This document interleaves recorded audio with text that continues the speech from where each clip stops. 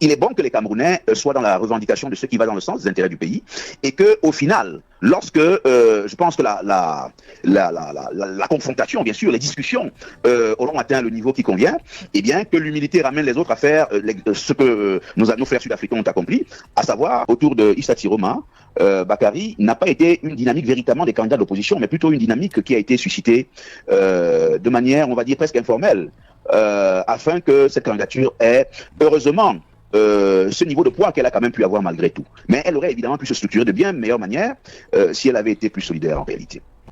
De Garoua à Douala, en passant par Tchang, Yaoundé, etc., il y a comme une sorte de phénomène de métastase qui s'opère et qui montre clairement que là, nous sommes véritablement en train de nous orienter vers un type de crise rampante et même galopante aussi qui je présente tous les risques de pouvoir se disséminer à travers tout le pays. Et donc, c'est je crois, en cela.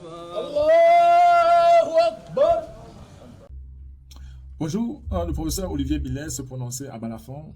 De coming back, je dirais, suite à la fessée qu'Aristide Mono l'avait donnée. Maintenant qu'Aristide Mono a été arrêté et qui est en cellule, eh bien, le professeur Billet revient en disant en quelque sorte qu'on parle aux enfants, ils ne comprennent pas. Et voilà, une fois qu'ils arrivent au bout de leur course, ils vont certainement revenir à la maison pour voir papa. En quelque sorte, il se présente dans cette sortie où il aborde plusieurs questions, notamment sur la crise post-électorale qui est en vue. Eh bien, il donne ses impressions sur ce qu'il a constaté. Également, il parle de son expérience depuis 2004 qu'il a accompagné Hubert Kamgan. Et en 2011, il dit qu'il était candidat. Il dit également qu'il n'est pas très content de la façon que Tiroma a mené les contraintes, notamment le fait qu'il n'est pas allé au Conseil constitutionnel. Il parle également du mécanisme du parti État qui est en place et dit que chacun est face à son destin. Eh bien, voilà, je vous donne un extrait de la sortie du professeur Olivier Billet qui fait dire qu'il était parmi les premiers à parler de l'ATP, l'Alliance pour la transition politique, en quelque sorte de ce que a présenté Anissa Kaner et John Kamchameni dans l'accord signé avec le candidat Issa Tiroma Bakary. Écoutez-le jusqu'à la fin et posez vos questions. Olivier Billet, professeur Olivier Billet, bonjour. Bonjour à vous, Marie-Flore Amassana, bonjour à toute l'équipe technique de Balafon ce matin.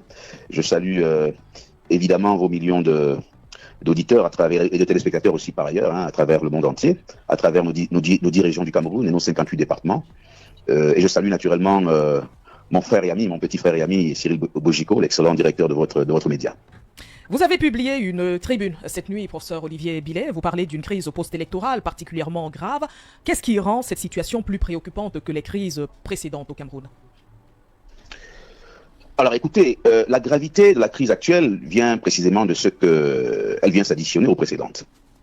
C'est-à-dire que nous avons effectivement connu des crises post-électorales en 92, on en a connu particulièrement en 2018 et nous en connaissons une aujourd'hui en 2025. La situation est d'autant plus difficile qu'elle est quand même sans précédent. On n'avait jamais vu au Cameroun, si vous voulez, une propagation d'autant de mouvements d'humeur à travers de nombreuses localités du pays, en fait.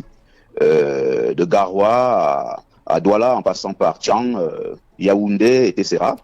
Il y a comme une sorte de phénomène de métastase qui s'opère et qui montre clairement que là, nous sommes véritablement en train de nous orienter vers un type de crise rampante et même galopante aussi qui je présente tous les risques de pouvoir se disséminer à travers tout le pays. Et donc, je crois en cela, c'est le caractère systémique, si j'ose dire, le caractère presque endémique de la crise qu'il faut relever cette fois-ci et qui montre bien que cette fois-ci, il se passe quelque chose au Cameroun, Marie-Flore Massana. Vous pointez du doigt l'orgueil et l'égoïsme des acteurs politiques, professeur Olivier Billet. En quoi ces traits bloquent-ils toute sortie de crise? Pardon, vous pouvez reprendre la question, s'il vous plaît? Alors, la question, vous pointez du doigt dans vos tribunes publiées cette nuit, l'orgueil et l'égoïsme même de certains acteurs politiques. En quoi est-ce que ces éléments-là bloquent une sortie de crise? Alors, je précise, je pointe l'orgueil et l'égoïsme de tous les acteurs politiques, sans exclusive. Oui. Tous. Vous y compris, vous êtes un acteur politique. Oui, sans doute aussi. Je ne m'exclus pas de cela, de ce monde-là. Je crois que c'est une leçon qui s'adresse à nous tous, et je crois que chacun là-dedans doit prendre sa part. J'ai le privilège de connaître toute la classe politique du Cameroun, celle de la majorité comme celle de l'opposition, pour avoir œuvré à cette scène politique depuis de très longues années. Souvenez-vous quand même que je suis candidat en 2011, oui, à l'élection présidentielle 2011. Ça fait que c'est vrai que c'est la période à laquelle j'entamais également mon leadership politique. Mais j'avais déjà accompagné Hubert Kamga en tant que secrétaire général de l'UPA lors des élections précédentes. Donc j'ai une connaissance quand même assez forte de notre environnement politique. Et quand je parle d'orgueil et d'égoïsme et de tous les autres tares qui sont mentionnés dans ma tribune libre, eh bien, du côté du pouvoir, oui, parce qu'il faut bien commencer par lui, puisque c'est lui qui est aux commandes pour le moment. Eh bien, on voit bien que nous avons au Cameroun un pouvoir qui s'est installé dans la logique de croire que il peut gouverner seul. Il peut confisquer le pouvoir tout seul et mettre le pouvoir au service de sa clientèle. C'est un pouvoir qui, au demeurant, est là depuis 43 ans, pour ne pas dire davantage en réalité, parce que c'est quand même aussi un pouvoir néocolonial qui opère sur la place du Cameroun depuis les années 60. Donc, il a aujourd'hui près de 65 ans d'existence. Il faut dire que si ce pouvoir, si ce régime aux affaires est ainsi clairement établi dans cette logique de pouvoir gérer la cambuse, c'est-à-dire les près de 8 000 milliards de francs CFA du budget de l'État tout seul, eh bien, il y a aussi que de l'autre côté, dans le camp de l'opposition, les mêmes réflexes sont présents. Je crois qu'il y a au Cameroun une sorte de communauté de destin du point de vue de la culture politique ambiante, qui fait que du côté de l'opposition, j'ai pu expérimenter ce même orgueil et ces mêmes égoïsmes qui ont fait que l'opposition elle-même, qui, comme vous le savez d'ailleurs, a rechigné, ne s'est pas donné la peine de se structurer de manière encore plus forte. Il y a, je dirais, 2 ans, au début de l'année 2024, lorsque nous lancions l'ATP, et vous avez constaté que d'ailleurs cette opposition serait infiniment plus forte aujourd'hui dans ses revendications, et elle serait capable aussi de fournir des procès-verbaux de bureaux de vote sur l'ensemble du territoire. Et cette opposition, pour avoir pensé que voilà, elle pouvait agir dans des logiques, dans des dynamiques qui ne soient pas des dynamiques véritablement collégiales et collectives, eh bien, se trouve à nouveau aujourd'hui dans une situation qui est quand même assez difficile.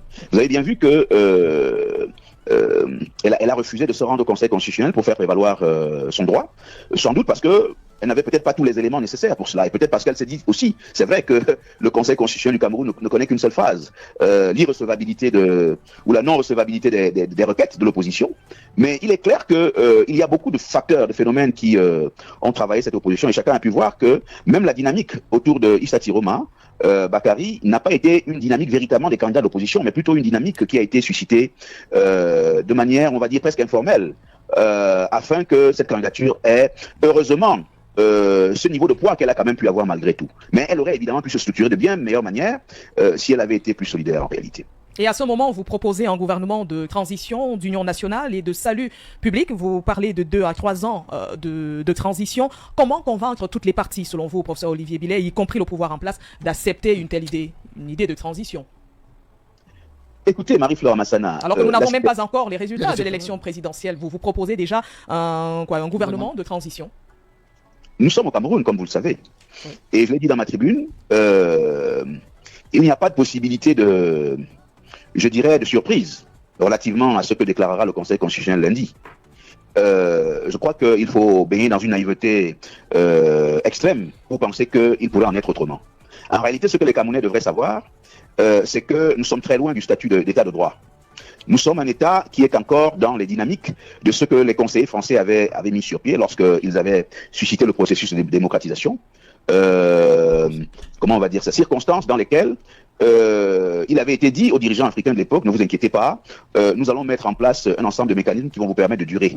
Et vous voyez bien que dans la plupart des pays francophones d'Afrique, les dirigeants qui étaient aux affaires à ce moment-là ont duré et durent encore pour beaucoup jusqu'aujourd'hui.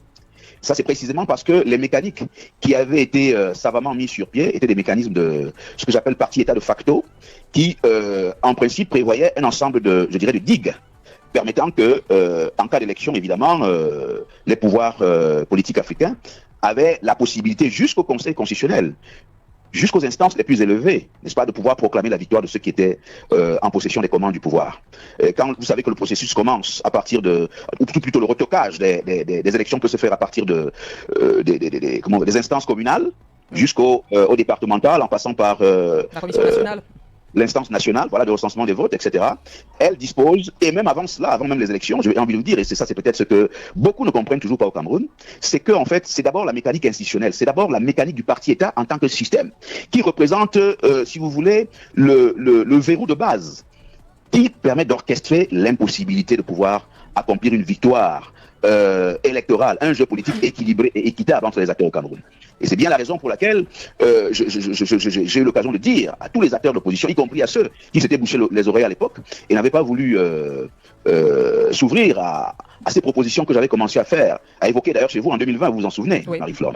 Oui. Et donc, lorsque je relance de manière plus systématique, de manière plus opérationnelle les choses avec l'ATP en 2024, janvier 2024, il y a évidemment encore au Cameroun des acteurs qui, eux, estiment que non, ils peuvent y aller seuls. Donc, au moment où nous parlons, il me semble que chacun aujourd'hui est un peu face à ses responsabilités.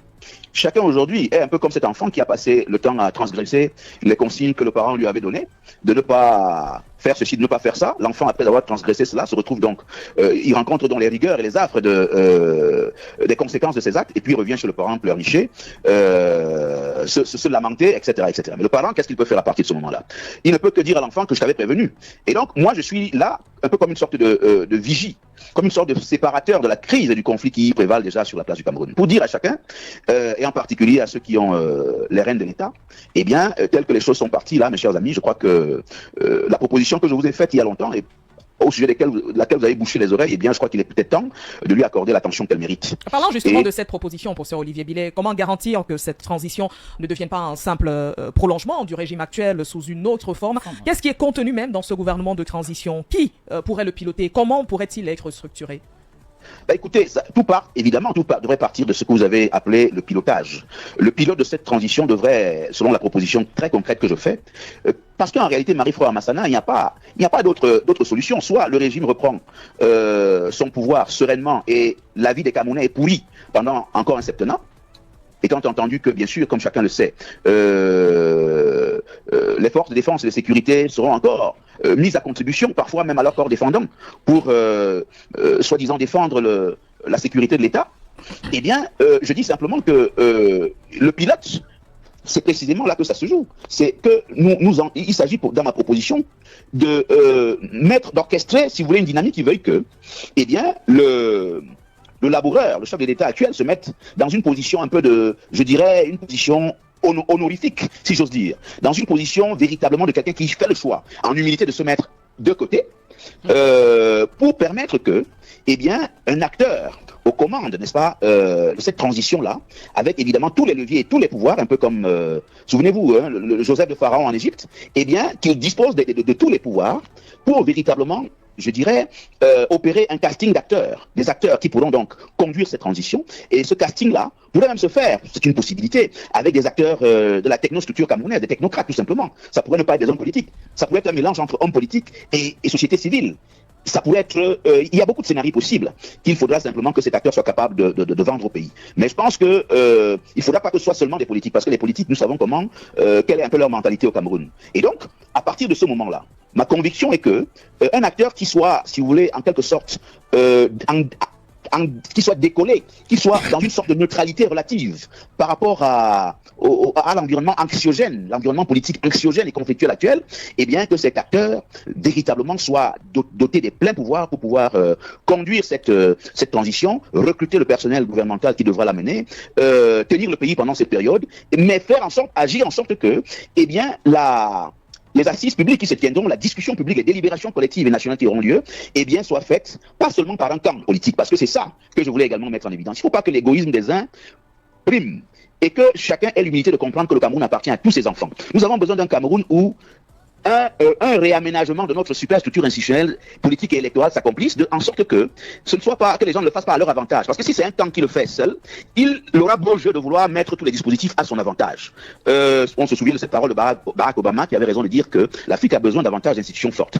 Et c'est donc ce nouvel appareillage institutionnel fort qui sera mis sur pied dans une logique de consensus entre toutes les filles et tous les fils du Cameroun, toutes sensibilités politiques confondues, sous la direction de cet acteur-là, eh bien, c'est ça qui permettra que demain, lorsqu'il y aura des élections générales sur le territoire du Cameroun, il n'y aura plus personne pour venir contester ces élections, ou tout au moins le système politique et électoral en vigueur à partir de ce moment-là. En attendant, les Camerounais attendent, bien sûr, permettez la tautologie, attendent ces résultats qui seront donc rendus publics lundi prochain à partir de 11h par le Conseil constitutionnel, si on s'en tient au communiqué qui a circulé et qui a d'ailleurs été lu sur cette antenne Balafon. Pour sortir, professeur Olivier Billet, pour ceux qui doutent de la possibilité d'une véritable refondation au Cameroun, quel mot?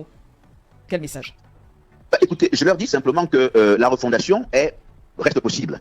Ce qui est intéressant dans la temporalité du Cameroun du moment, c'est qu'il y a une pression qui va davantage s'intensifier sur le pouvoir et qui ne devra pas baisser, à mon sens. Parce qu'il ne faut pas croire que mon message va dans le sens de vouloir nécessairement baisser la tension. Parce que je sais très bien que le pouvoir qui est à Yaoundé ne réagit généralement favorablement que lorsqu'il y a un bargaining power suffisamment puissant en face. Et donc, il est bon que les Camerounais soient dans la revendication de ce qui va dans le sens des intérêts du pays et que, au final, lorsque je pense que la confrontation, bien sûr, les discussions auront atteint le niveau qui convient, et bien que l'humilité ramène les autres à faire ce que nos frères sud-africains ont accompli, à savoir un système de dialogue et de réconciliation nationale à travers ce gouvernement d'union nationale qui permettra effectivement que ce que beaucoup pensent irréalisable au Cameroun soit réalisé, parce qu'en réalité, les acteurs d'un camp comme de l'autre se trouveront évidemment dans une situation où ils ne pourront pas faire autrement. Voilà, c'est de ça qu'il s'agit. Il faut qu'il y ait une pression maximale en sorte que les acteurs mettent leurs égos de côté et que l'humilité nécessaire amène les uns et les autres à la sagesse. Voilà, Marie-Flore. Merci infiniment, professeur Olivier.